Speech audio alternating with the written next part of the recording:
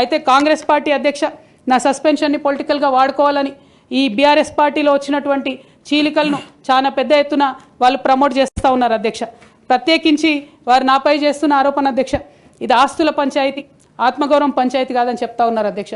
నేను ఇవాళ మీ ద్వారా తెలంగాణ ప్రజలకు చెప్పదలుచుకున్న అధ్యక్ష నాకు దైవభీతి ఎక్కువ అధ్యక్ష, దైవ భక్తురాలు నేను.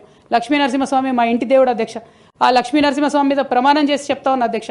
ఒక మహిళగా నాకు 2 కొడుకులు ఉన్నారు అధ్యక్ష, వాళ్ళిద్దరి మీద ప్రమాణం చేసి చెప్తా ఉన్నాను, నాది ఆస్తుల పంచాయతీ కాదు అధ్యక్ష, నాది ఆత్మగౌరవం పంచాయతీ.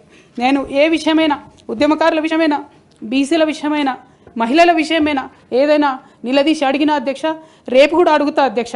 అందులో ఎట్టి పరిస్థితులలో కాంప్రమైజ్ అయ్యే విషయమే లేదు అధ్యక్ష. ఈ సందర్భంగా తమరికి కూడా నేను ఒక మాట చెప్తా ఉన్నా అధ్యక్ష. మన రాష్ట్రంలో 17 లోక్సభ స్థానాలు ఉంటాయి అధ్యక్ష, ఒకటే ఒక ఉమెన్ ఎంపీ అధ్యక్ష. 119 అసెంబ్లీ సీట్లు ఉంటాయి అధ్యక్ష. అన్ని పార్టీలు కలిపి 8 మంది ఉన్నారు అధ్యక్ష మహిళలు. 40 మంది ఉన్న ఈ శాసన మండలిలో 3 ఉన్నాం అధ్యక్ష లేడీస్. మేము ఇక నేను పోతే 2 మిగులుతారు అధ్యక్ష. కానీ ఎంత అన్యాయం అంటే అధ్యక్ష, ఎంత చిన్న చూపు అంటే మహిళలు అంటే, పొలిటికల్ పార్టీస్కైనా ఆఖరికి కౌన్సిల్ కూడా అధ్యక్ష. నేను నిన్న మొన్న ఫామ్స్ సైన్ చేస్తున్నా అధ్యక్ష, ఎక్కడా కూడా సభ్యురాలని లేదు అధ్యక్ష. ప్రతి చోట కూడా సభ్యుడనే ఉన్నది. తమరన్న దయచేసి మార్చాలి అధ్యక్ష.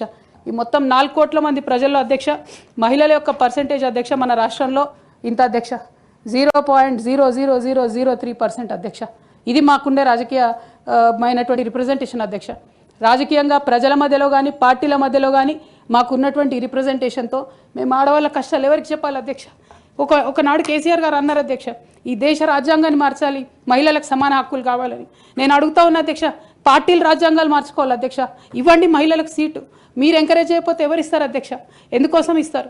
మనం రాణి రుద్రమదేవి గురించి ఇలా మాట్లాడుకుంటున్నామంటే డెఫినెట్గా ఆమె స్వతంత్ర సంగ్రామంలో ఉన్నప్పుడు అధ్యక్ష మొదలు కాంగ్రెస్ పార్టీలోనే ఉండే అధ్యక్ష, భగత్ సింగ్ కానీ సుభాష్ చంద్రబోస్ కానీ ఇట్లాంటి వాళ్ళందరూ.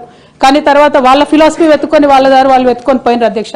పార్టీలు వేరైనంత మాత్రాన, దారులు వేరైనంత మాత్రాన అధ్యక్ష లక్ష్యం ఒకటే కాదని కాదు అధ్యక్ష.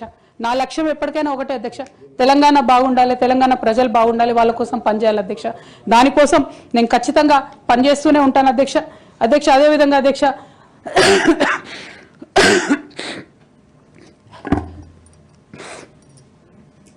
బీఆర్ఎస్ పార్టీ వైఫల్యాల్ని ఎండగడుతూ సక్సెస్ అయినటువంటి కాంగ్రెస్ పార్టీ అధ్యక్ష కంప్లీట్గా వాళ్ళు కూడా అన్ని అంశాలను ఇగ్నోర్ చేసినారు అధ్యక్ష.